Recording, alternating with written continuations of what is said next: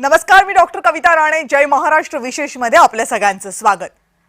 महाराष्ट्रामध्ये महानगरपालिकेच्या निवडणुका 31 जानेवारी पूर्वी घ्या असे आदेश सुप्रीम कोर्टाने दिलेले आहेत. त्यामुळे कोणत्याही क्षणी या निवडणुकांची घोषणा होऊ शकते. पण या निवडणुकांची घोषणा होण्या अगोदरच महानगरपालिका निवडणुकांचं राजकारण मात्र तापत चाललंय. या निवडणुका आम्ही एकत्र लढणार अशी ढोबळ घोषणा महायुतीने जरी केली असली तरी ती काही सगळ्याच ठिकाणी पूर्ण होईल असं दिसत नाहीये. कारण महायुती सगळ्याच ठिकाणी एकत्र लढताना दिसेल असं चित्र आता तरी नाहीये. 29 महानगरपालिकांमध्ये तीनही पक्ष एकत्र लढू शकणार नाहीयेत. काही ठिकाणी भाजप शिवसेना एका बाजूला असतील तर राष्ट्रवादी काँग्रेस विरोधात असेल. पण ही अशी काही ठिकाणी एकत्र काही ठिकाणी विरोधात असं करण्याचं कारण नेमकं काय? आणि जर असं वेगवेगळ्या महानगरपालिकेसाठी वेगवेगळा निकष लागू केला तर त्याचा परिणाम काय होईल हे जाणून घ्यायचं असेल तर हा रिपोर्ट बघा.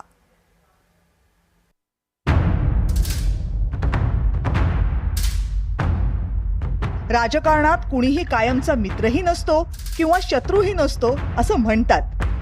पण महायुतीमध्ये सुद्धा कधी कधी दोन पक्ष आमने सामने येऊ शकतात असं म्हणावं लागेल. कारण महायुतीचा फॉर्म्युला ठरलाय आणि काही ठिकाणी भाजप आणि राष्ट्रवादी काँग्रेस एकमेकांच्या विरोधात लढणार आहेत. भाजप, शिवसेना आणि राष्ट्रवादी काँग्रेस हे एकत्र कुठे कुठे लढणार ते आधी बघा. मुंबई महानगरपालिका, ठाणे महानगरपालिका, कल्याण डोंबिवली महानगरपालिका, नाशिक महानगरपालिका आणि नागपूर महानगरपालिका. पण काही ठिकाणी हे तीनही पक्ष वेगवेगळे असतील. पुणे आणि पिंपरी चिंचवड महापालिकेमध्ये भाजप आणि शिवसेना एकत्र असेल तर अजित पवारांची राष्ट्रवादी काँग्रेस विरोधात असेल. नवी मुंबई महापालिकेबाबत अजूनही निर्णय झालेला नाहीये. पुणे आणि पिंपरी चिंचवडमध्ये वेगळा फॉर्म्युला असेल असं मुख्यमंत्री देवेंद्र फडणवीसांनी महिनाभरापूर्वीच सांगितलं होतं.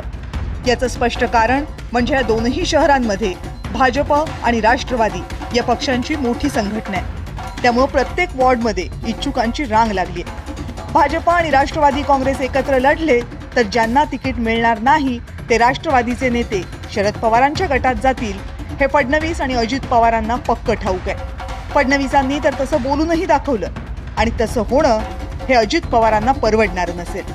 कारण पुणे हा अजित पवारांच्या राष्ट्रवादी काँग्रेसचा बालेकिल्ला आहे. बारामती, इंदापूर, पुणे शहर, पिंपरी चिंचवड, मुळशी, आंबेगाव, जुन्नर या सगळ्या भागांमध्ये राष्ट्रवादी काँग्रेस हा जन्मापासूनच बळकट असलेला पक्ष आहे.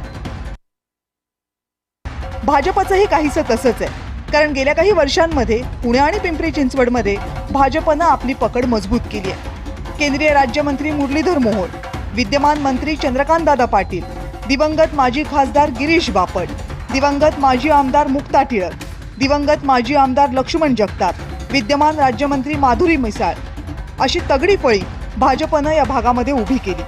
त्यामुळे राष्ट्रवादीशी युती करण्याच्या नादात आपल्या होतकरू नेत्यांचा भ्रमनिरास करण्याची जोखीम भाजप मुळीच पत्करणार नाही. यामध्ये महत्त्वाचं हे ठरेल की जास्त जागा कुणाला मिळतात आणि जर त्रिशंकू अवस्था झाली तर भाजप आणि राष्ट्रवादी निकालानंतर सोबत येणार का? याचं उत्तर मात्र महापालिका निवडणुकांचे निकाल लागल्यावरच मिळेल. ब्युरो रिपोर्ट, जय महाराष्ट्र.